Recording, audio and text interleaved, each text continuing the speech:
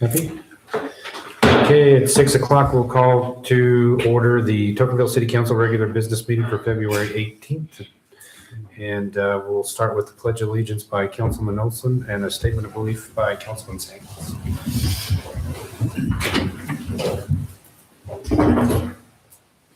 I pledge allegiance to the flag of the United States of America and to the republic for which it stands, one nation, under God, indivisible, with liberty and justice for all.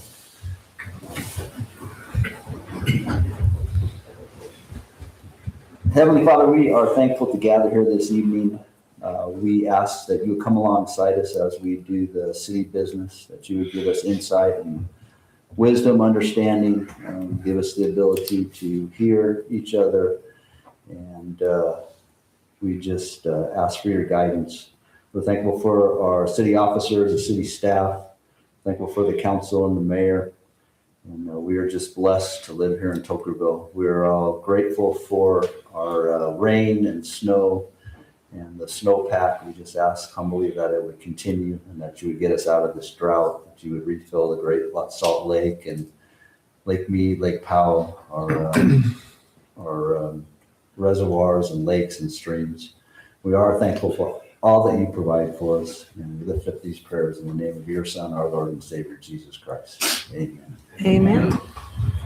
Thanks to Councilman Olson and Sands. Is there anybody else in the audience that would like to have a statement of belief? Okay, we'll move on to approval of the agenda.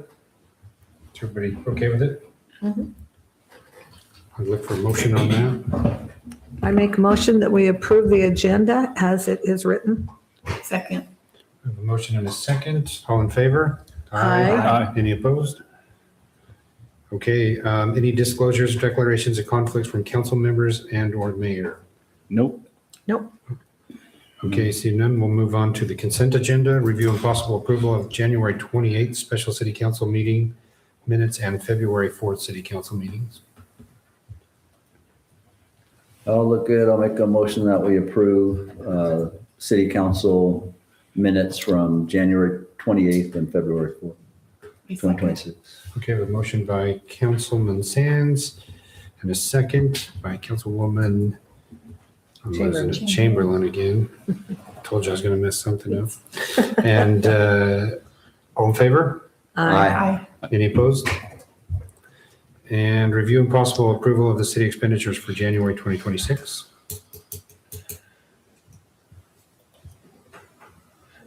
Everything looked good that I saw. I'll make a motion that we approve the city expenditures from January 2026. I second the motion. Okay, we have a motion and a second. We'll do a roll call vote and we'll start with Councilman Olson. Nay, I have questions. You want to talk about it? I'll ask them later. I don't need it to be tabled. So You don't? Okay. So just a Okay. nay? I think I know what it is. Chamberlain, aye. Aye. Aye. Aye. Okay. We'll move on to the public forum. Anybody that wants to address the council, please limit your comments to 3 minutes. State your full name and address. Anything that's not on the agenda. Dan and Kelly Gerard at 1089 South Westfield Road in Tocqueville, Utah. We have an issue with the bill pay system and express bill pay, and we're charged funds fees over the last 3 payments. It appears that express bill pay had one bill go through and then the others were sent back to the bank. The bank has no recollection, no problem with it. Funds are sufficient.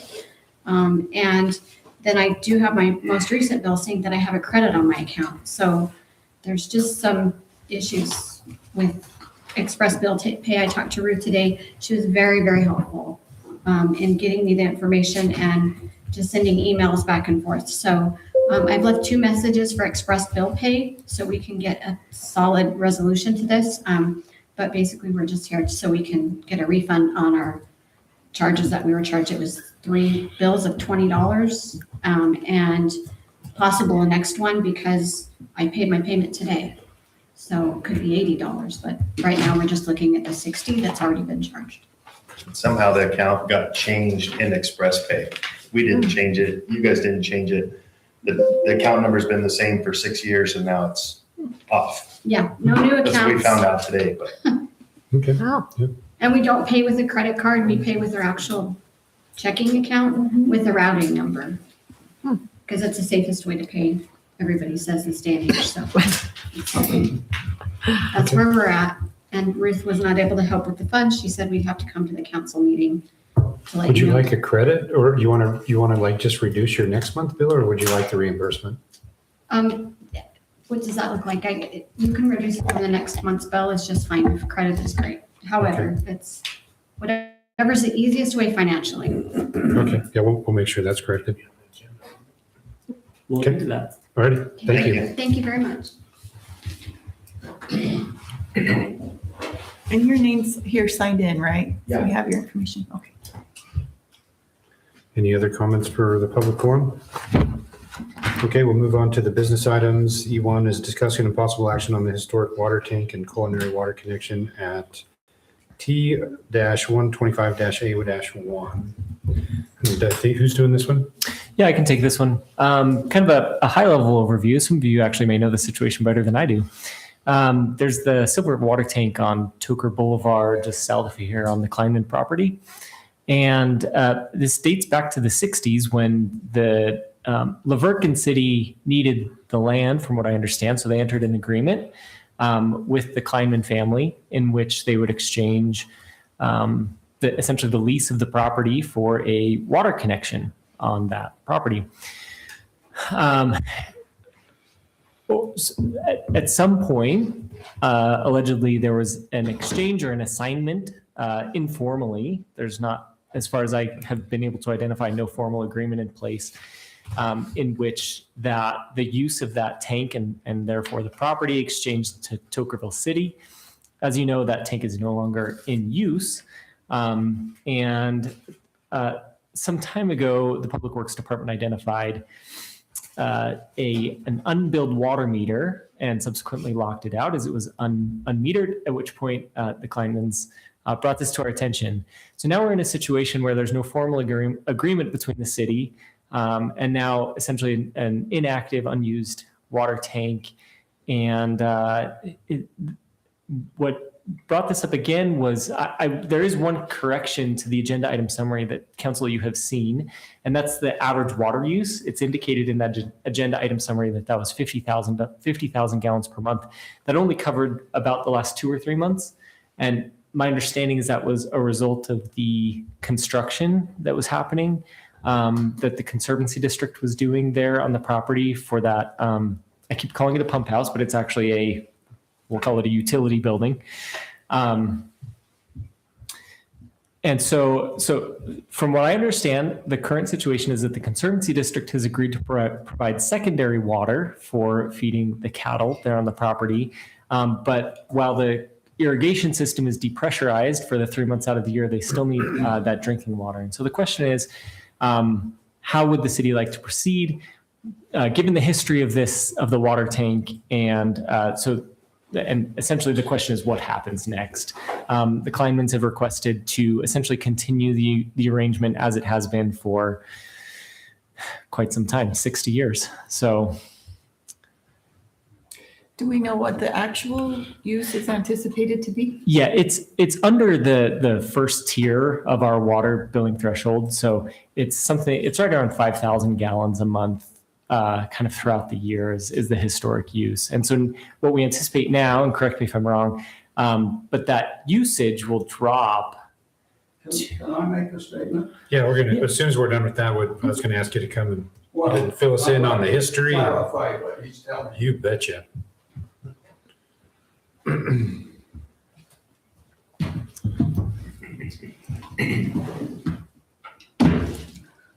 I had a class member die a couple of weeks ago, and it forced me to start documenting some of the things that I'm carrying around in my head. So let me give you some history because none of you know the history.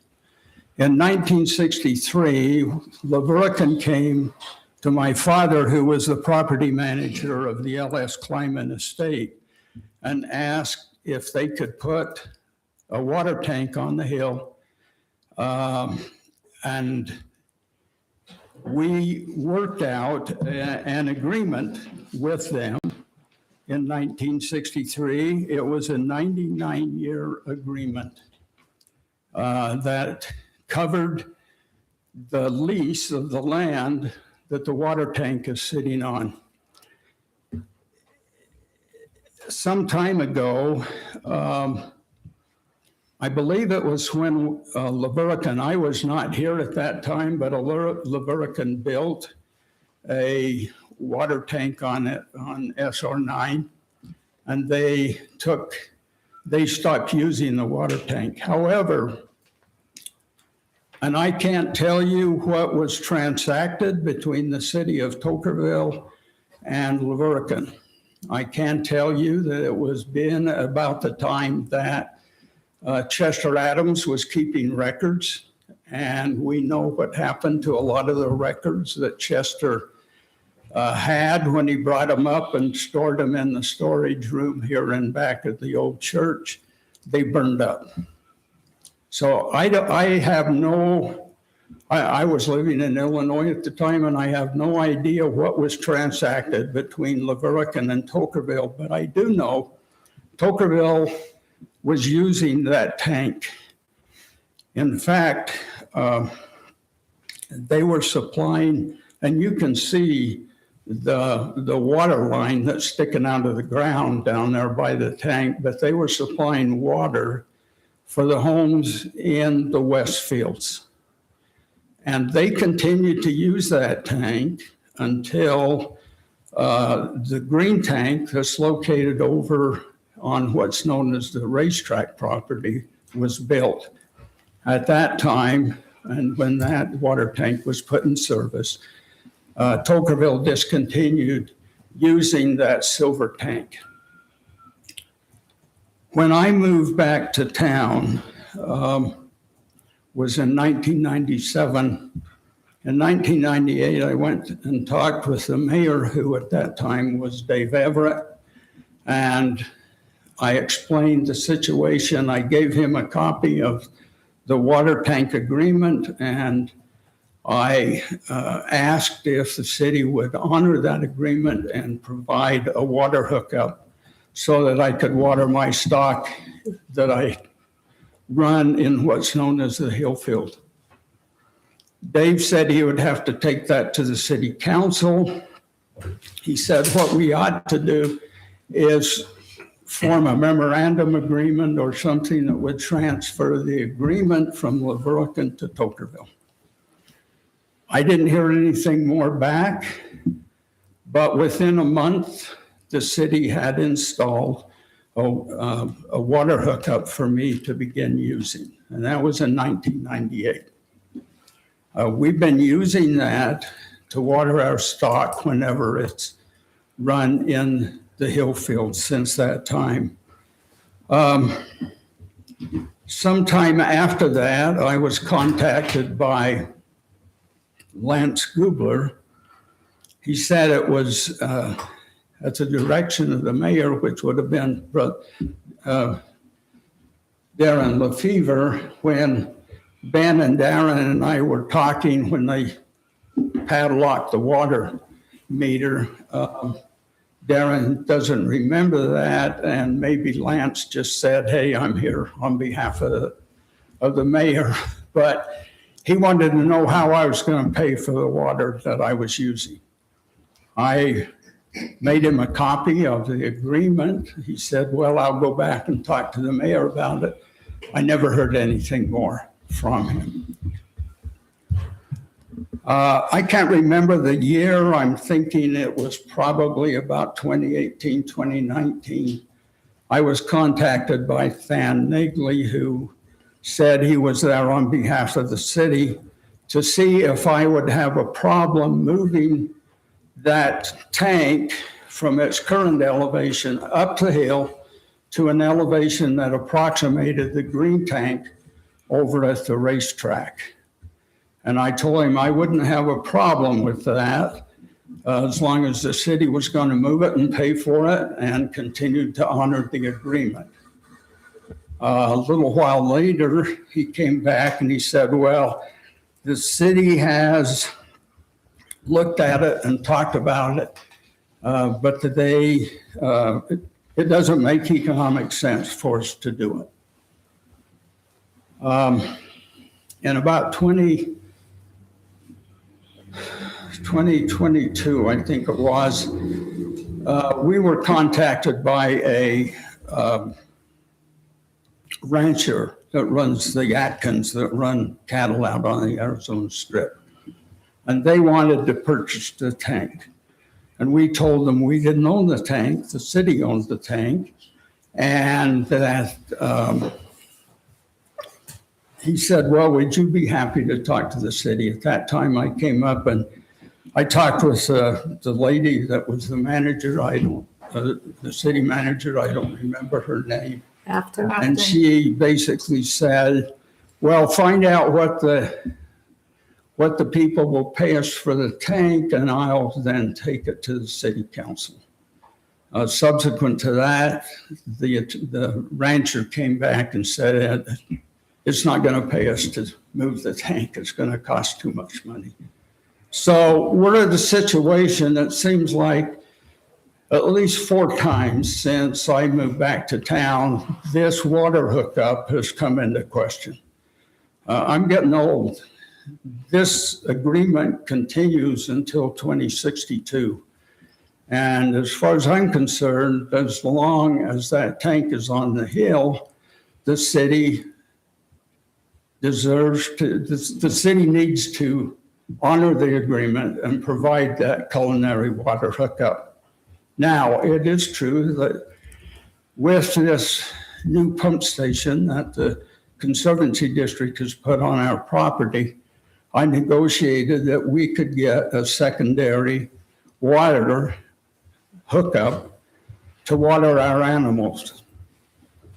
When that is provided, I don't intend to use the culinary hookup unless there's a situation, and it happens more frequently than we think it does, that the secondary water system comes offline.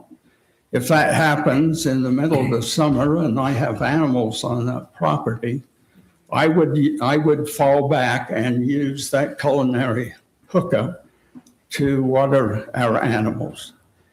Now, this past year, we had about 35 animals running on that property. When we would fill that water tank each day, it would take about 3/4 of a tank. It's a 300-gallon tank. And so that's a good measure of what we would use when we needed to. But as long as the secondary water is in the line and we're able to use it, we'll use the secondary water. But I do want to have that culinary hookup there as a backup. I don't think there's any question that Tokerville owns that tank, even though you don't have the paperwork. You used the tank, you accepted responsibility for the tank. And so I think you should honor the agreement. And perhaps we should have a memorandum that transfers this from Lurican to Tokerville City. Any questions you have of me? Who pays the bill right now, or is there?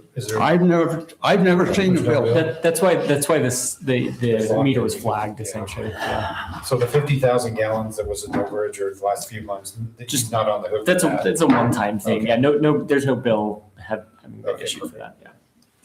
So the best situation for you is we'll leave that meter there for you to use, and then if the secondary water uses, you'll use that, and And then if we want to move the tank, we'll move the tank, or, Yeah, I don't see any problems with that. I don't know why. Correct.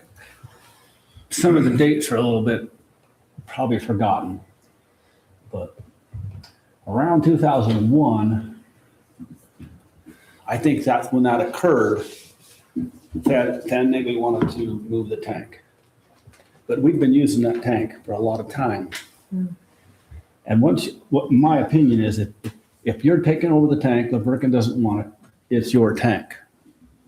So we've been using it, and he hasn't been wanting rent for the land or anything. Personally, I think we need to honor the agreement, let the water meter stay there. He'll probably never use it if the system doesn't fail, because he has gravity water from the pond now. But to go against, there's no reason for any fibs or lies or anything in this, because I remember a lot about it. I remember sitting right in Chester's Adams office when it was over there, and I can't remember the year, but it's between 21 and 22 or 3. But I caught wind of that. So in my opinion, Tocqueville assumed that tank, but it was not profitable to move it. So in a fair hand, we've used that tank without any reimbursement for quite a few years. And if he's not going to use that water, but what's an emergency, I don't see any reason why we even touch it the way it is. You might want a memorandum of understanding, so his legacy that follows behind, Yeah. there's no confusion there. And I, just so you know too, I spoke with Dan the other day and asked him about it because I was on planning commission with him when they were doing that. And that was in the late 90s. We weren't using the tank for that water line. It's coming out of the Lowe's subdivision.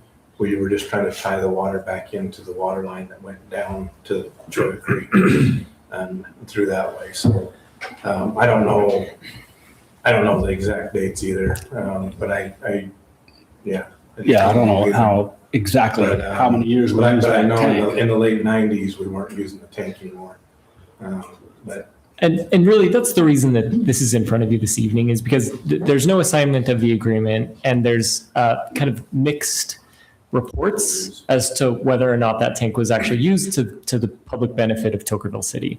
Had we had some sort of concrete evidence of that, we simply would have had an agreement in front of you this evening, essentially ready to ratify and kind of confirm this.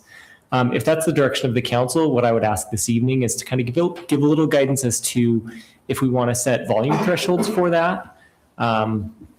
Essentially what that could look like is a base fee that's essentially a waived base fee every month. And then if usage exceeds that 10,000 gallon threshold or whatever that base water use is at the time, essentially the first tier is waived and the base rate, something like that. That's the direction that we would be looking for, as to what to include in an agreement to formalize this so that it doesn't come up again every 10 years, right? so I don't want it to come up again until 2062. And I'm not going to be here then. No. I appreciate the insight and the history lesson and all that stuff. And I'm disappointed again that the city council is being put in a position because of past agreements that are not codified, that are not put into writing, that and I'm not doubting anything that you're saying at all, but I'm just disappointed that city council is again put in this position for things that have occurred in the past.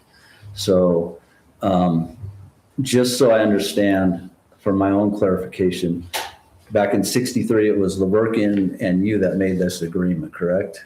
My father made the okay. agreement, and that is in writing. Right, no, I see that. We have that document. So I do see that. So back in '63, that's when this agreement was made. And then at some point, LeVerkin decided they didn't need the tank anymore. Before I ask them, let me back up. LeVerkin paid for the tank? Yeah, as far as I know. I Okay. Or don't did know you, who paid for did it. you put the tank in and then? No. allowed them to use it? LeVerkin put the tank in. Okay, so LeVerkin put the tank in. And then at some point, LeVerkin abandoned the water tank. They didn't need it anymore. And then Tocqueville allegedly took it over. Not allegedly, well, I don't know. I don't know what the relationship was Okay. between Laverton. I can tell you that Tokerville used the tank to Okay. deliver water to the West Field for a number of years. Okay, and we don't know how long. No. Okay, all right. I Okay. know when it stopped is when that green tank was put over at the racetrack. Okay, all right. And then, so that would have been early, I don't know, you guys 2000s put or- the tank in, you can figure that out. okay. All right, so, okay. So that would be, which tank is that? That would be, so if I'm looking at the Capitol, It's the one right at the top of Pond Hill Road. so that would be the Springs tank? Nope, that's the newest You one. pass it on the Westfield, bypass. that's not Trail Ridge, Anderson Junction tank. Racetrack. Westfield tank. Out by Westfield tank? It's by the bypass. So that's Westfield tank is the one, so that it says that's been there for 25 years, according to our capital facilities plan.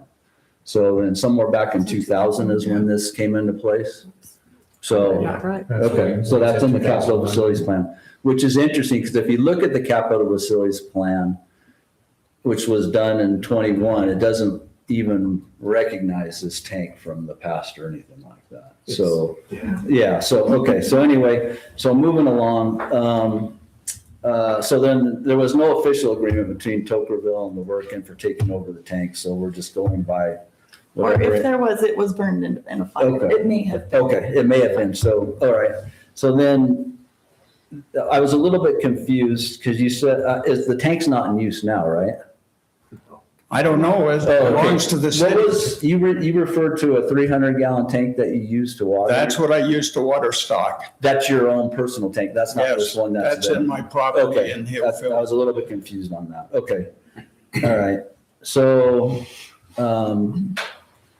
so somehow we're being asked to assume the agreement between your father and Laverkin, which was a 99-year lease, correct? Okay, so if you look back on it, you've been allowed to use water since 1963. So that's what, 65 years, 60 years that you had no fees for this water. At what point does that balance out the use of the tank in your land? And Well, the I don't tank is know. still sitting on my land. and Right, so no, I understand that, yeah, I understand Until it's that. moved, Yeah. every month you should be paying me. Okay, I understand that, but it's Okay. Laverkin that made this, it's Laverkin that made this agreement. We're being forced to inherit it. And then the tank is not even in use, so the city's not getting any benefit out of it anymore. I mean, I understand. We it's not- received our benefit in the Yeah. past for. Right, but we're not receiving anything now, and it's, Well, and I understand it's still But it's on on his his land. property too. I do understand that, so I'm just trying to weigh. Bruce, you got any input on this? You have options to assume the agreement as Wayne is describing and the claimants are asking for. You I mean, can the- look at it and say, there is no real agreement. You can look at it and say, well, we provided the water for all these years. Or you can maybe look at the tank and say, we remove the tank and it's cheaper to remove the tank than it is to provide free water for a long time. I think we should look at the possibility of removing the tank off of his property anyway and continue pretty much how Ben It's kind of said. an eyesore. Yeah, I it think is. we should create a new MOU and extend it to the period of time. And the reality is that they're going to try to use the secondary water and they might use nothing on that. But in the event, we don't want his cattle to go dry either. Right. I mean, especially in the winter. Absolutely. So How does the water district play into all this? I mean, they basically provided him a secondary. well, no, I got that part. I'm asking previously. So way back when, it was, I mean, it was an agreement between Laverkin and getting their water. And then at some point, when did the water district come So in? the water district just recently came in within like the last year. Right. I made that just agreement with Van.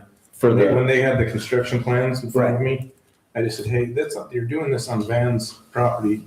I don't think you even have an easement there. You need to get with Van. And then they got with him and worked out whatever deal they've got right now to have that new pump station you're seeing there. and at that point, we didn't think about maybe that would be a good time to take the tank out if it wasn't in use or anything like that. it's not the districts, it would have nothing really to do with the district. It would have been a good time to do it while they were doing all the construction though, wouldn't it have been? Well, it's not their responsibility. Well, I understand that, but- They have no idea. No, I understand that, but the Tokerville could have gone in just like we've gone in before when. I think the Stuff stuff was probably going just on. gotten forgotten until someone locked their meter a few years ago and they didn't have water. Yeah, well, that was before the water We don't district need that to started. happen. That was before the water So- district started over So I here. started seeing plans for the the new pump utilities house that they've got there now, probably over a year ago. And, we never really even talked anything about that. Right. A lot of But I mean, people- the- a lot of, if you, depending on who you talk to, people love seeing it there. Yeah, I get Other it. people think it's nice. So Yeah, I get it. I mean, their meter was locked out in October of 2024, so if it's been a year, you've been looking at the plans, I don't know. Anyway, okay, that's all the question. I appreciate your insight and stuff. What's a timeline that you would like to see the tank removed? Pardon? A timeline to have the tank removed? Because it's. I don't care. It can stay there as long. I don't think you realize how much it's going to cost to move it. Yeah, that's what I'm wondering. That's a concern for me. Right now, the cost of the water is insignificant to the cost it's going to cost the city to cut that thing up in pieces and move it. Exactly. Yeah. I- That's why I wanted to ask that, is if you wanted it moved immediately, then, we need to figure out. No, I want this put to bed. I don't want it. The people that take over the property afterwards, as I went through, this has come up to the city 3 or 4 times, and I'd like it to be put to bed this time. If, I don't speak for the rest of the council, but if, I think it's been kind of proposed, if we give you a rate that doesn't exceed our first tier, would that be acceptable as a compromise? I don't know how many gallons that is. It's currently 10,000 gallons. A month. A month? Yeah. Oh, shoot, we'd never use that much. Would that be a fair compromise? Sure. Do you want to should we draft the MOU and table this until we have the MOU in place? Yeah. I think we should try to put something in the MOU to remove the tank by the end of the contract. If we do go to 62 or something, we should have a plan to do something with it. But they say he's all. That contract doesn't say you have to move the tank. No. You might not want to obligate yourself. Yes, Do that. yes. Yeah, well, I mean, eventually the city's going to have to do something, right? So we don't, Give it back to them. Yeah. At some point, Just then let it this out there. just becomes their. But the 10,000. their problem on their property. Yes. He's not asking for it to be removed. I know, It can but sit there for time and eternity, just like the old black historic pipe. maybe we could paint a mural on it. Instead of putting, We'll put your name on the tank. well, how about instead of Nice putting a design. T on the hill, we can put a T right on the Yeah. rock. Yeah, you can put a T. I don't care what you do. I just think you're all overreading it. To me, it's Whatever Yeah. the agreement is, it should be made to LSFH Properties LLC. Okay, if you can give Emily that information for sure. Do you have it? You do? You do? Okay. We'll get an MOU together with basically what we talked about, that you won't have any fees until you go over 10,000 gallons. And we'll make it to the duration of the 2062. And Okay? yeah. We want to make sure that secondary connection has water in the winter too. We want to make sure that the secondary connection has decent enough flow in the winter. Yeah, So, it has in the past. I use it in 2 of my other fields, but we don't have it for this field. cool. It does until they shut it off. It sounds like we have adequate direction for a next step. I think the question, remaining kind of an adjacent question is there interest in getting a cost estimate for removal? We get an estimate, but like Mr. Jenkins says, we probably don't want to tie ourselves to it and then. Well, you can get the cost estimate and you could include in an MOU that at such time as the city decides Remove it. to remove it, Yeah. then it could. And then you can get the cost estimate, and so you could have the termination of the agreement upon removal of the tank or the end of the period, whichever comes first. And then you can see whether it makes any sense to remove the tank. Maybe we can sell it on Etsy. The reason I ask is I've heard things like eyesore, and maybe it's an attractive nuisance of some sort. I mean, there may be a point at which it makes sense to look at removing that if we're going to assume some sort of responsibility for it. So we need to table this item then? Sounds like the next step. Does that satisfy you? What we just Guess I'll see discussed? what the agreement says. We'll get him a draft before we get it to council too, right? Yeah, so you'll see the draft before we make the vote, but Okay, yeah. Shouldn't be a very long read. okay. Thank you. Thank you. Thank you. Sorry. Attorneys can make it long. Too many whereases. Whereas.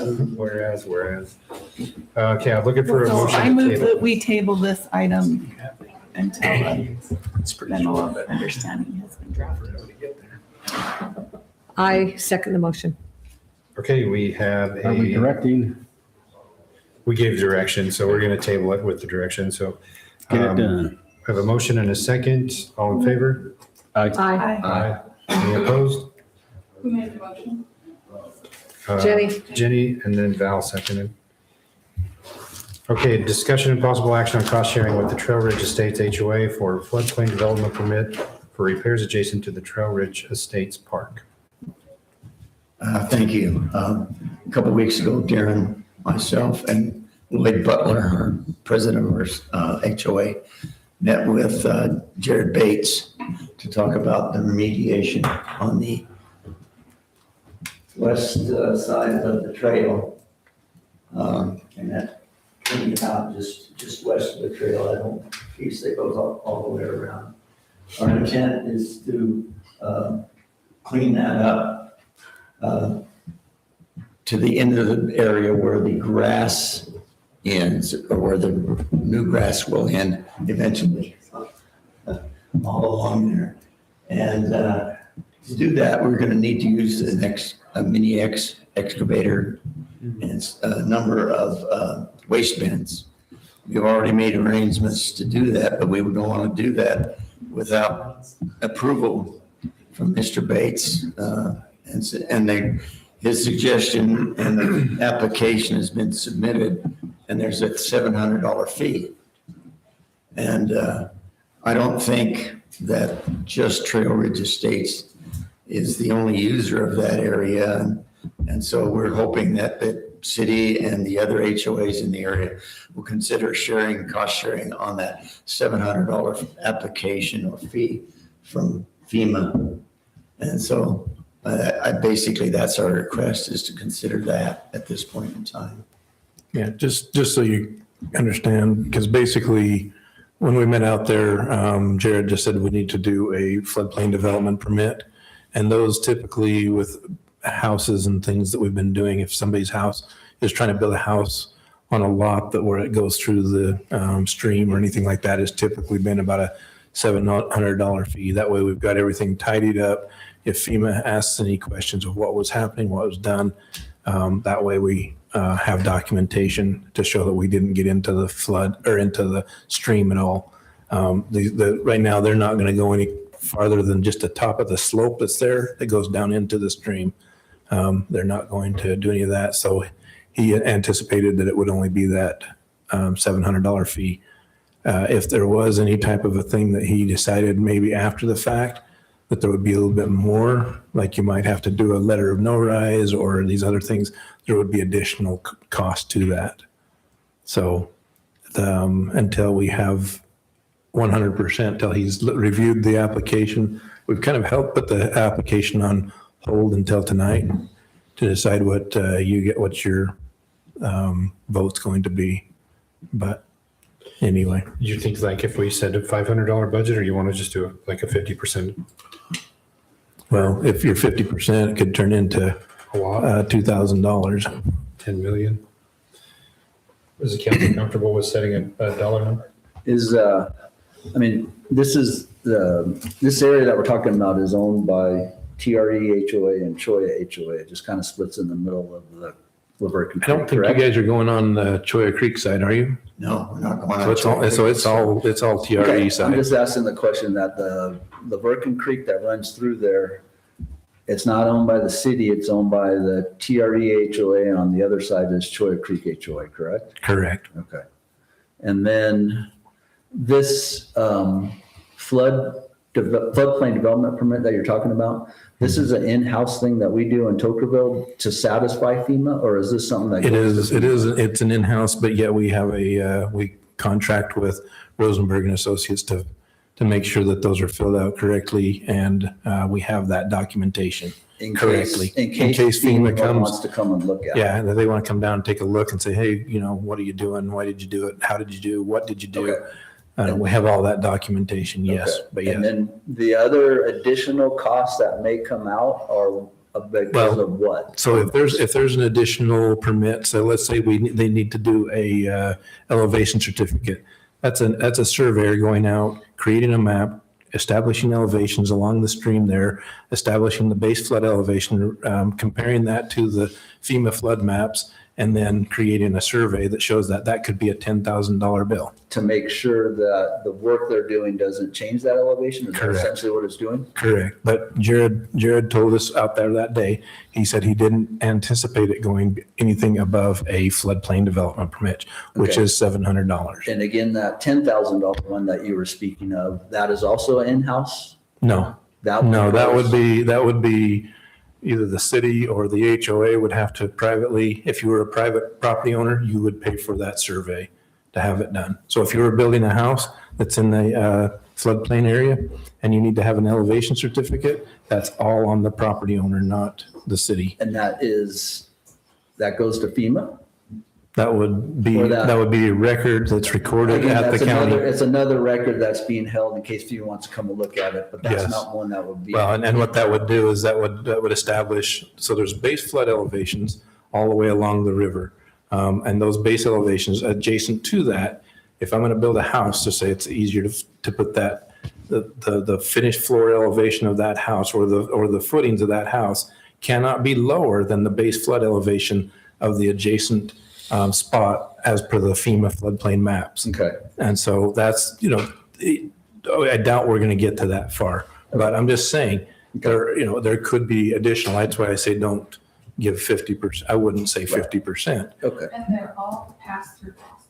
None of Say that them are- again? They're all pass-through costs. So none of it's technically in-house, we have to pay Jared for it. Yeah. Yeah, right. Okay. All right. And then you guys are planning on going all the way down to the bridge coming into TRE or no?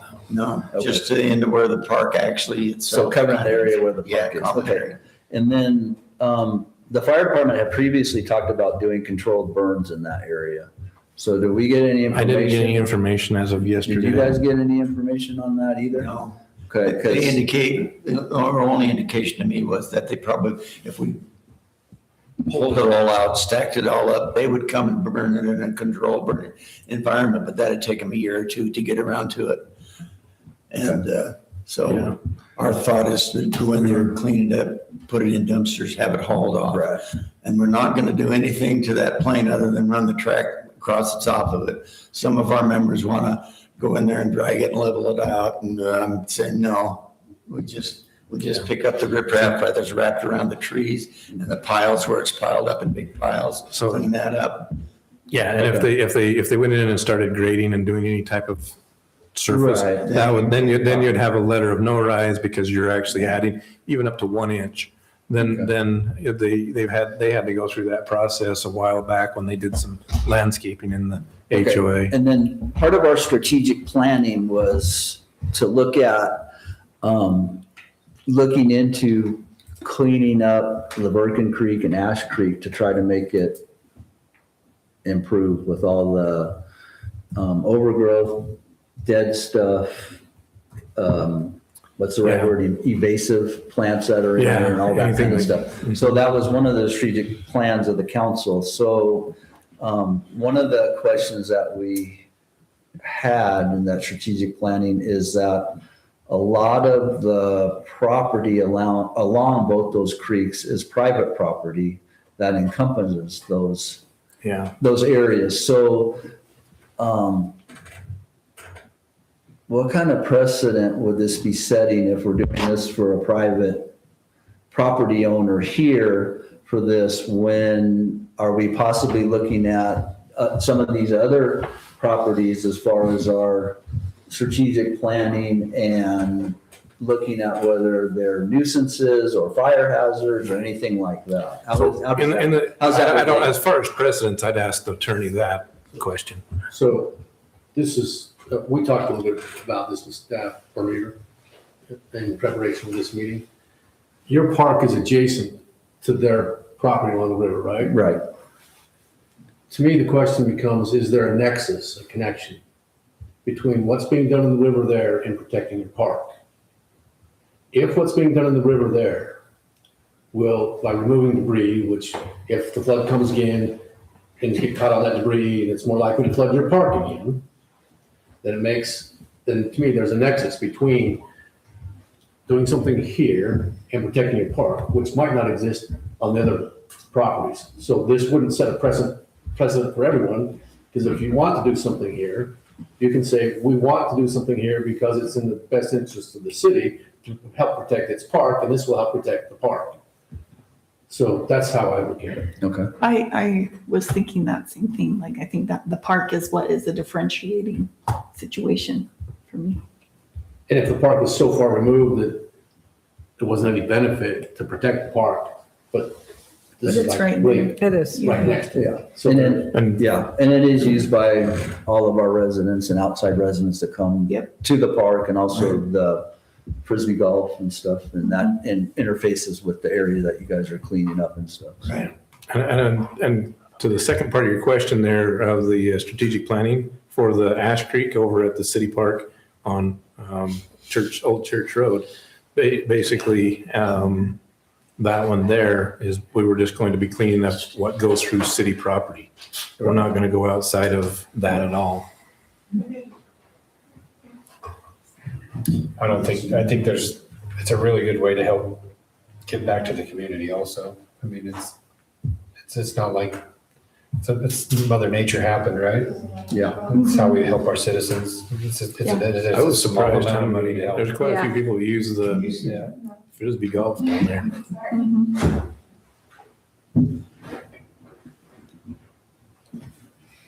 I think it's worthwhile to help on this. How Me much too. do we want to help is, I think, the main question. Wasn't the amount about 350? We would be happy as an HOA, I'll make the decision with a 50-50 split if you're willing to do that.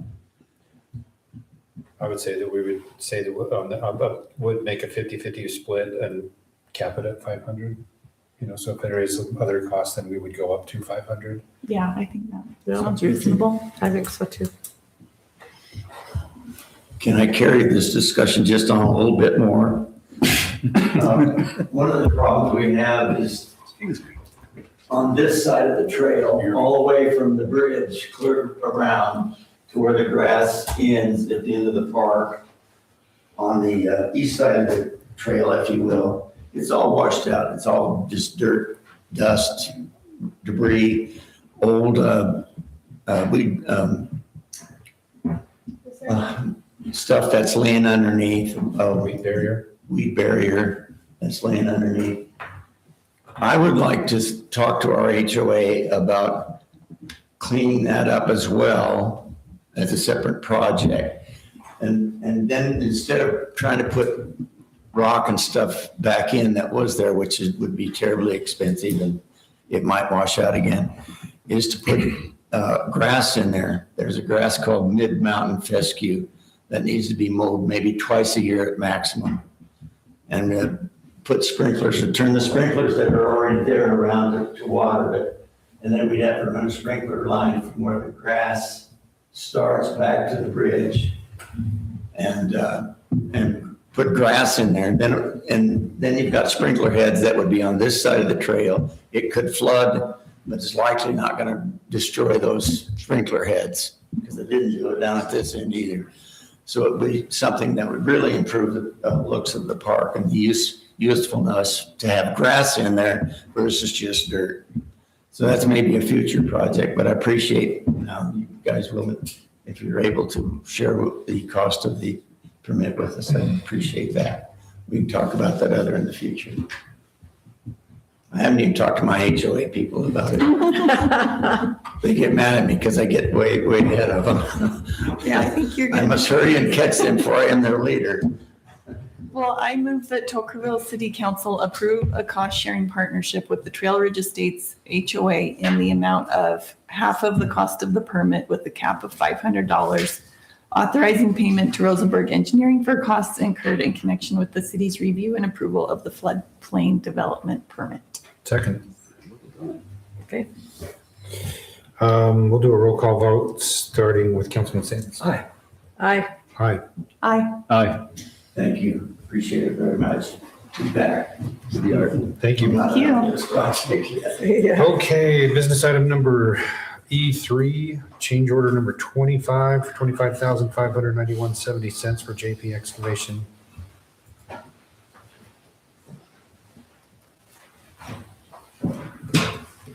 Good evening, Mayor Pro Tem and Council. Appreciate you having me here tonight. For those of you I haven't met, my name is Bob Lamoureux, and I've been the RE, the resident engineer, the professional engineer for the Tocqueville Parkway project. I don't know if you have questions about this. Basically, what it is the locations that are explained in the change order were found to have leaks from the pipe that was installed as a part of package A. And we did a time and materials change order for JP Excavating to go in and discover those leaks and repair them. So this change order was put together with UDOT specifications for rates of equipment and payment for employees. And then that was tracked during the process of the work. And then the change order was prepared with the cost of the equipment, the labor, and then the materials that were used. And so that's what this change order entails. Does anybody have any questions? That change order for these 5 items I'm looking at right here? Yes. Why is it it's 10 months old? Do you want the short answer or the long answer? Why is it 10 months old? It's coming to us 10 months old here. It was created in 24 or 22. Yeah, so this work was first discovered in the spring of 2025. And there was some back and forth about how to approach it because we didn't really know the extent of the repairs that were going to be needed. So we agreed to a time and materials basis.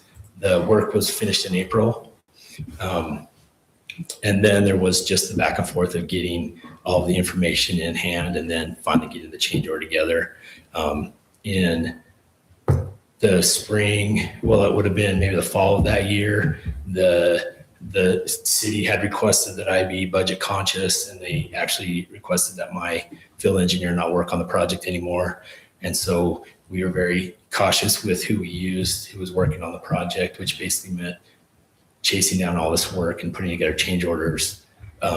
Relied on me as the resident engineer to make sure that that stuff was put together. And there were back and forth with the contractor and delays waiting on them to give me the information so it could go together. And towards the end, as we were trying to finish everything up, this was kind of tabled in our office because we were trying to get all the other things done. So. Has it already been paid, right? No. No? Well, not to be picky, but what it cost you to do that was probably more than what the change order was worth. Is that correct? If you spent that much time? Well, I'm not saying that I spent, 10 months putting it together, but every change order, the cost to put it together is often as much as the change order when it goes back and forth between, the engineer, the contractor. If you summed up the time that was spent, as putting together that stuff from all the agencies, it is costly to put together change orders. That's why engineers try to make sure there isn't a need for a change order on a project when it's designed. And all this was due on Schedule A, all these repairs? Yeah, all the repairs were in the pipe that was just installed on Schedule A and then left dry for 10 months until the tank was online and then filled with water. We let them off the hook before they tested that because it didn't have water. No, it was tested. It passed all the tests that are required. But then there wasn't any water, that the water that was supplied to test that was from a water truck that was driven up there and would fill it, it wasn't until that tank was in place and water was put in the tank that pipe was used. But it was tested. Correct. Ray Charles tested it, their crews, right? William Charles. Yeah. And so obviously it failed between the time it wasn't used to the time they filled it up. How is that possible? There were a few points of failure. If you remember right, this work was done immediately preceding the overlay. So if you guys, there was a situation where our public works crew went out and tested and found chlorine in the culvert. It's And no so- way possible. When it runs through that much dirt, it'll never pick up any chlorine residue. So our testing identified some chlorine in the water, and so we made an emergency decision to figure out what the problem was. And in that discovery, everything was pressure tested correctly, but they did find, as you'll see on the change order, a number of points of failure that they remedied at the time because they were in there working on it. So it made a lot of sense just to make those fixes at that time. We got to pay the bill regardless, so we can point fingers all we want, but This isn't the change order for digging all the holes in there looking for the leak though. Yeah, This is, No, it is. it's this a is, 5 this item. is that where they did all the potholing and digging up and extending the, some of the things that they found in the descriptions. As that pipeline was pressurized because the tank was full and we were doing that testing, that's when these leaks were noted. I thought it was for these 5 items in the change order, 1, 2, 3, 4, 5. And none of that is to do with that particular situation you just said. So what it comes down to is that is where the suspicion started with there was a test for chlorine that that's where we started. That all of those things were kind of lumped together, which they're not associated. That water in the box culvert is not the same as the repairs.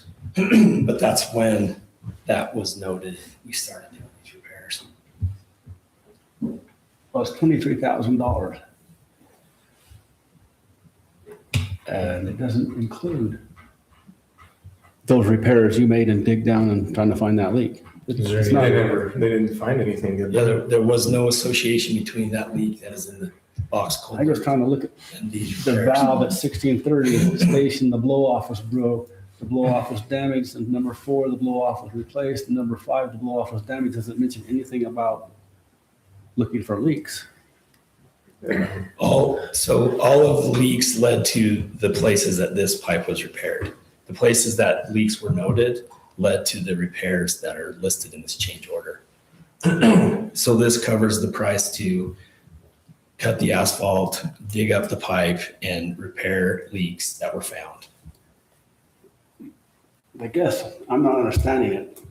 When you went and made 7 or 8 holes looking for the leak because you detected chlorine, that's got nothing to do with this. Yeah, was that work involved in a different change order? Is that? No, Did they just not bill for that work? Or no, we looked for a leak. This is what we repaired. There wasn't this covers the price of exploring, cutting the asphalt, digging those things up. This is where there were leaks that we repaired. The chlorine was where it started. The chlorine ended up not having anything to do with that. When we had the water district come and test again, they did not find any chlorine. There's no association between the box culvert and that chlorine test and these repair leaks. The only thing that happened is that was when we started saying we have some leaks. We need to figure out what's going on. And this is what we found and repaired. So how do we pay for the digging up the asphalt, looking for the leaks? it's in here. That's It's included in this price. It's It's included. not included because it should say it right here. This is the summary of it. So it So won't if come you- back again. There's a week's worth of work where they were digging up and exploring and replacing asphalt. That's in the 23,000, 25. 23. Yes. 25 contract. Including it, 25,591. So really in the JP's invoice, it talks about labor and equipment. That labor was lumped together. And I think in your packets, there's also an Excel file that talks about the force Force account account. breakdowns. And there's the sheet for each day that they did the work where we, Yeah, the so. inspector and the superintendent Ah. signed a sheet for that work. Yeah, because Yeah. As long as it's all included, and I don't have another one coming for So, that. yeah, there's in that force account tracking sheet, in your, Yeah, because if you look at JP's excavating description of work, it's got concrete cutting, it's got Western asphalt on there, right? That's what you're yeah, talking about. that's what it was, yeah. Yeah, it's on the sheet in the packet, and I think it's. I guess the It's on the Excel file change does not order. have Yeah, those. I'm right sorry. there. That one has it at the bottom there. It's in the original change order. Yeah, it's in that one at the bottom. Some of those items, Wayne.